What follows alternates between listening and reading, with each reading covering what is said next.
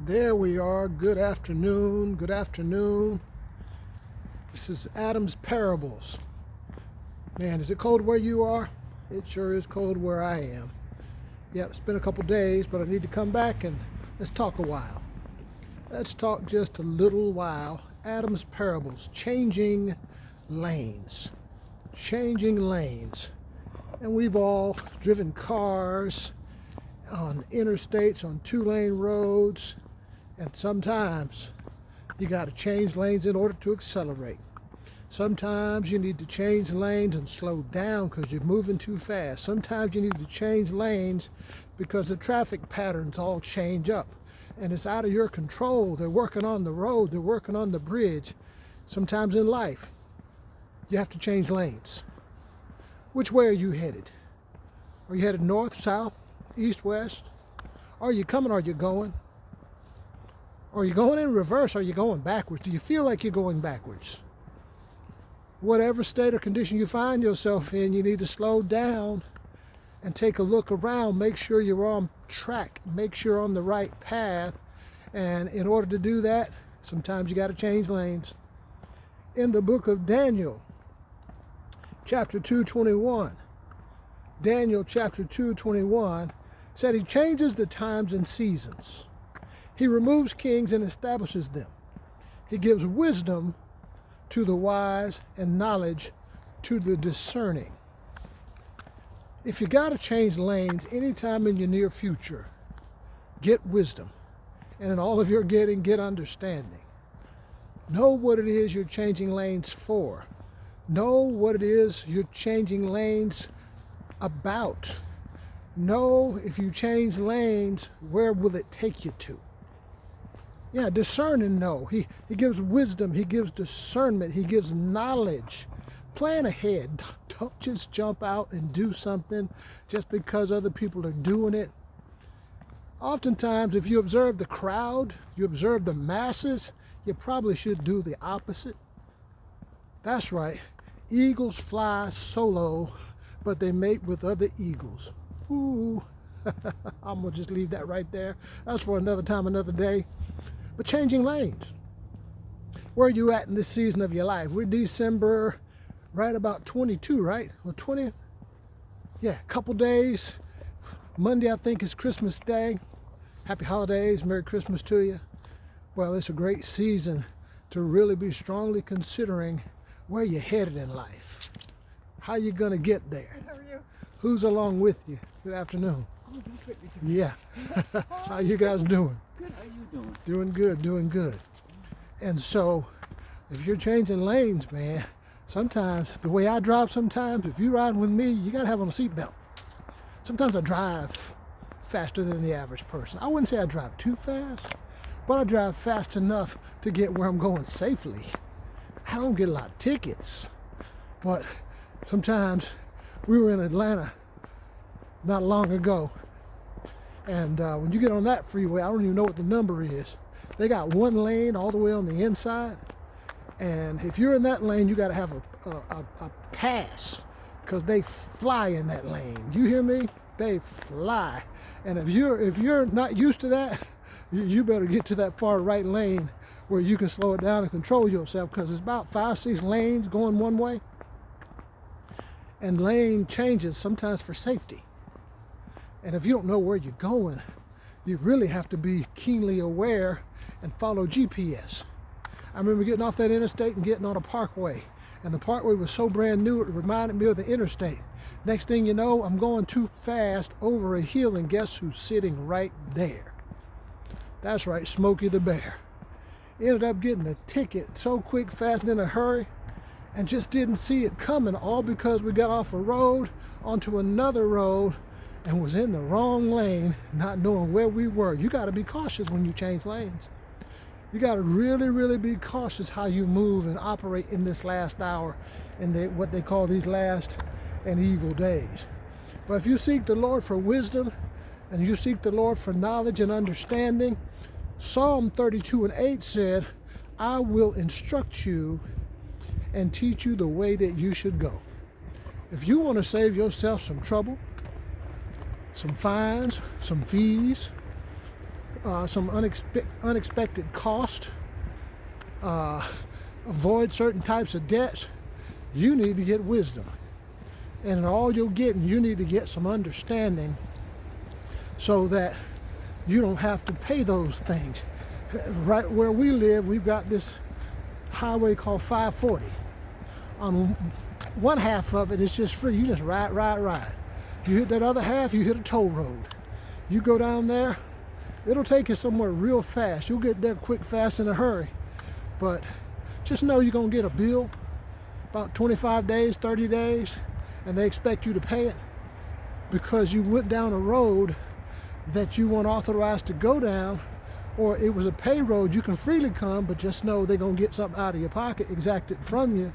Get wisdom, get understanding, get instruction on the way you need to go. Yeah, you save a lot of time, but do you have money to waste? Do you have money to burn? So you got to be mindful, you got to be thoughtful about how you move and how you operate in your life. And so it is in the natural. It's very much the very same way in your personal life, in your relationship life, in your spiritual life. How many of you made mistakes? And I think when I was a kid, before I really developed into a teenager, I was probably what they call accident prone. Because I moved too fast and ran everywhere and wasn't aware of what's around the corner, or you're not watching your environment and you stoop down to pick up something, you stand up and bump your head on the cabinet door, or mash your finger in the car door, all kind of little stuff like that, like clumsy. But you do that one too many times. You say, you know what, I'm tired of getting hurt. I'm tired of getting injured. I'm tired of stubbing my toe. Hey. How you doing? And you have to change your mindset. You have to change your ideas. All right? You cannot pour new wine into old wine skins. Otherwise, you will burst the wine skins, and the wine skin that was old but still useful will be burst. But then that new wine that you poured in will be wasted. Well, a mind skin is just like a wine skin is just like what I call a mind skin. You might call it a mindset. When you're changing lanes, you're changing your mind. You're changing the way that you think. If you're going to change the way that you think, you have to let go of the old and make room for the new. Yeah. And your mind skin, like a wine skin, can receive new information if you'll transform it. Romans 12:1-2 talks about submitting yourselves one to another. No. It's talking about being not conformed to this world, but being transformed by renewing your mind and changing the way that you think. Changing the way that you think. Oh yeah.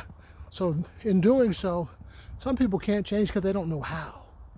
They never received instruction. They don't know how to replace this for that. One of the way to go from negative to positive, as far as a negative personal attitude or negative traits or habits, you got to quit doing things that don't work. Stop saying things that offend people. Stop being judgmental. Stop being critical. Stop being racial. Stop being prejudiced. And just learn to accept people for how they are. Just learn to love people for who they are. Not for just what they've done or what they could do for you in the future. Just love people. Just be kind and show respect to people. I like to say mutual respect and admiration for a person and how they were able to live their life and become who they are, to do the things that they're doing. They got their job without you. They got their car without you. They got their house without you. They had their children without you. They've been places in the world you've never been, all without you. And you should admire them just for doing that. You should admire them for being a survivor and making it this far. You don't know what people had to live through and go through to get to where they are. And so I highly recommend that you love one another and you respect one another and do good for one another. Yes, but Psalm 32:8 again says, I will instruct you, I will teach you the way you should go. But then he says, I will also counsel you. with my loving eye on you. We all love the song, His eye is on the sparrow, for I know He watches me. Yeah, that's what that's about. God's always watching us. He's always observing us. And in doing so, He's able to protect us. If we'll just listen to the still small voice, He'll help us know the path to take. In 1 Thessalonians 4:11, it says, make it your goal to live a quiet and a peaceful life. Make it your goal, make it your aim to live a quiet and peaceable life. Minding your own business, working with your hands, just as we instructed you before. Wow. A lot of kids, a lot of rough areas, they're bullies. They pick on other kids. Why? Because they're fearful of them. They're intimidated. But the people they're picking on, they're not. They really just don't know that they're just some not so nice people in the world. I don't want to write anybody off because everybody can change. Everybody can develop. Everybody can evolve from where they're at and what their culture has taught them or inbred into them. But, you shouldn't be like that. The older you get, young boys that might fight in school, they become grown men. Nobody's trying to do all that. Nobody's trying to go home with a black eye, see the wife, come in with a cracked nose or busted up hands. Nobody's doing that. Real men don't fight. Why? What purpose does it serve at all? And we definitely don't like competition within family. Competition among people that we know, love, like, and trust, it serves no real value or no purpose. But if we would study to be quiet and mind our own business and pray for the business that other people are doing, we would get so much farther in life just because we show appreciation and respect for people just because they deserve it whether you believe they do or not. Nobody's better than you. And so you shouldn't feel insecure about anyone at any time, male or female, but stay in your own lane now. Stay in your area of expertise. You can get outside of your area of grace, that thing you're good at, that thing you're gifted at, that thing you're called to do, and get into another lane and start running your mouth or start trying to practice, and you can go sideways. It can go bad real quick. Jesus, his disciples, they went around healing the sick, casting out devils, doing all kind of stuff. And some of the sons of Sceva, they came up trying to mess with a demon-possessed man and wanted to use the name of Jesus. What happened to him? The demon spoke out of the man, and they said, Paul, I know. Jesus, I know. But who are you? Just before they whipped their behinds. Oh, yeah, that man went bananas. He tore them up. I bet they didn't do that again. They should have stayed in their lane. Stay in the area of your grace and your gift and your calling. I love Psalms 1:1. It said, blessed is the man who walks not in the counsel of the ungodly, nor does he stand in the way of the sinner, nor does he sit in the seat of the scornful. But his delight is in the law of the Lord, and in his law does he meditate day and night. And he shall be like the tree planted by the rivers of living waters, that brings forth or bears forth much fruit. Its leaf shall never wither, and whatever it does shall prosper. Why is that important? Why is it always prospering? Because the tree is minding its own business. It's staying rooted in the ground that it was planted in. There's one thing about people who switch job after job after job after job. They jump from church to church to church. They always changing up girlfriends, always changing up boyfriends. And they never really advance. They never really find what they're truly looking for. Because sometimes you need to stay where you're planted. And the opportunity that you seek, it'll find you. It will find you. Oh, that's a nugget right there. If you be found faithful doing, if you stay committed and planted and growing, where you are, your opportunities will find you.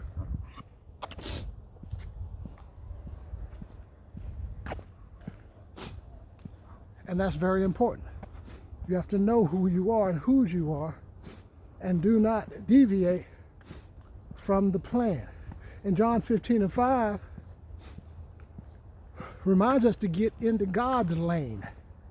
Said, yes, I am the vine, and you are the branches, and those who remain in me and I in them, they will produce much fruit. Would you like to be fruitful? And if you have been fruitful, would you like to be more fruitful and remain fruitful? Oh yeah, you should want to be fruitful. Every day you leave your house, Monday through Friday, sometimes Saturday, you should come back with more increase than you left with. You should come back with more prosperity than you had when you left. Why is that? Because you stay connected to the lane that you're supposed to be flowing in. Well, what cuts off prosperity? What cuts off blessing? Getting out of your lane. Tending somebody else's field, stealing from someone else, going after someone else, or coveting someone else's possession, something that belongs to them but doesn't belong to you. Oh, that gets you in trouble, might get you killed. But those that remain in me and I in them will produce much fruit. But apart from me, if you separate from me, you can't do nothing. Oh, that's the word of the Lord. And maybe the reason you have nothing going on, maybe the reason you're struggling after all these years, you're apart from Him. You're going your own way. You're excluding Him from helping you make the important decisions in your life because you got too much pride and you think you got this. And yet when you look back the last 5 years, the last 7 years, you keep making mistakes. You're not making mistakes because of what He's doing. You're making mistakes because of what you're not allowing Him to do. So let's go to John 15 and we'll stop right there. John 15 verse 1. New Living Translation. It said, remain. Jesus said, I'm the true vine. I'm the true grapevine. And my Father is the gardener. And He cuts off every branch of mine that doesn't produce fruit. He prunes its branches that do bear fruit so that they will produce even more fruit. Can you be pruned? Can God prune you? Can you be humbled? I will suggest to you, if you humble yourself, you will have no need to be humbled. But if you allow Him to prune some things in your life, sometimes you need to cut back on some of that spending. You need to cut back on overeating. You need to cut back on all of that social media and TV watching. You need to cut back on oversleeping all the time. You need to cut back on being a workaholic. You need to cut back on some things and be pruned. And if you'll allow it, you can actually get more done, have more productivity, doing less than trying to do more. What am I saying? I found in life, I could go to sleep and have prosperity wait for me to wake up. Because when I was awake, toiling and trying to make things happen, all I got was stressed out, not realizing that my work was not in vain because all I was doing is sowing seed toward the thing that I was in pursuit of. And when I went to sleep and woke up and had voicemails and had emails and had, opportunities to come and do A, B, or C, I said, how in the world did that happen? I was working my tail off trying to make it happen. And here I go to sleep and it comes to pass. That just shows God don't need you to do what God does. Let Him do it. Let Him work it out. Because if you have to kick a door down, if you have to make something happen, you sure you know what's on the other side of that door? You sure you're ready for that obligation and that responsibility if it comes through? Are you sure you're ready? So you got to let certain things work out in its time. Yeah, you have to let some things work out. And He said that I will cause all things to work together for the good of those who love me and for those who are called according to my purpose. That's Romans 8:28. And we know Matthew 6:33 said, but if we just seek first the kingdom of God and his righteousness, all the things we have need of would be added to us. Oh yeah, I'm in a season I love that God is able to add to me. Sure, I can go and acquire and obtain and do. But when he adds it, I am so humble. I am so grateful. I'm so filled with gratitude and appreciation because he has no sorrow with it. On many occasions, I went out and got something on my own by the sweat of my brow, toiling and grinding and hustling.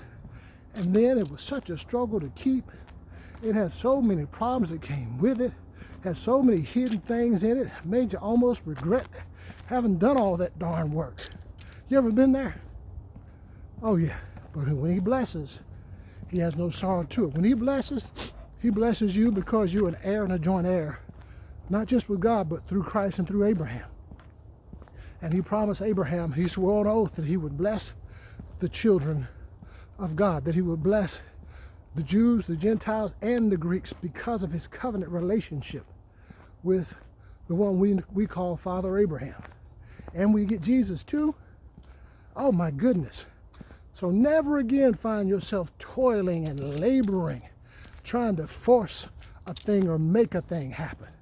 Put that thing in the hand of the Lord. Let him do what he does best, and it shall come to pass. And when you least expect it, and when you know not of, you'll be joyful, you'll be happy, you'll be excited, and you'll have a praise on your lips. Why? Because you know you can't take credit. Yeah, those things you can't take credit for, how they brought that interest rate down, those things you can't take credit for, how he turned that whole relationship around, those things you can't take credit for, how your child was sick, the doctors had no solution, they tried all they could, and one simple prayer, one simple laying on of hands, and your child, everything in that little body turned around, and next thing you know, they're back to themselves. We owe God thank you.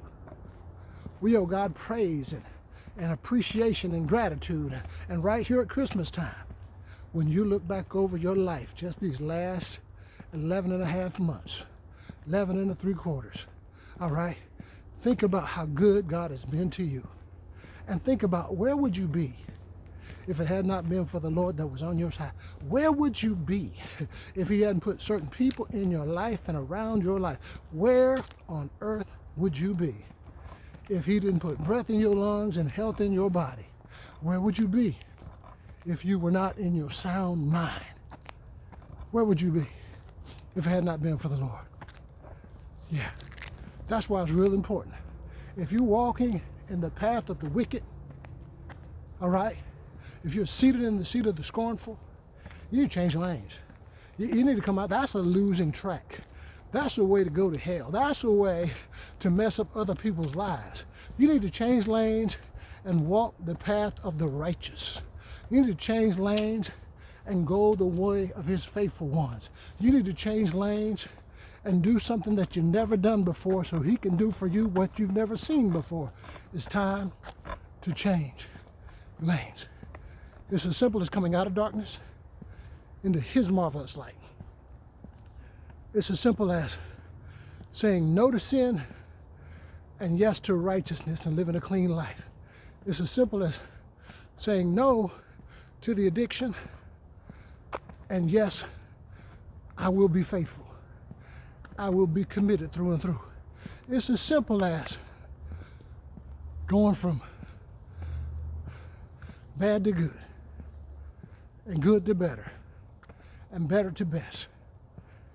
If you just make the decision to improve your life 1%, just 1% a week, 1% a week, 1% a day, you have the capacity. Learn something new, absorb something new, try something new. That's positive, that's optimistic, that's edifying, that's encouraging, that's inspirational. And once you get it in your spirit and get it in your heart, then go give it to someone who doesn't have it so you can spread the good news. That's all we're talking about, changing lanes. Going from the old, becoming something new. Going from defeated, becoming victorious. Going from lost to being found. And if you want to go from lost to being found right now, Romans 10:9 and 10, simple verse says, it's as easy as if you confess with your mouth the Lord Jesus Christ. And if you believe in your heart that God has raised him from the dead, then you will be saved. For with the heart man believes unto righteousness, but with your mouth you make a confession to live for God, to live saved. That's your opportunity right there. Pray that in your home, in your car. Pray it and believe God, and let him figure out how it all works. Let him do the things that you haven't been able to do all these many years, and watch him put you in the winner's lane and bring you to the winner's circle as your life turns completely around. God bless. Happy holidays and Merry, Merry Christmas.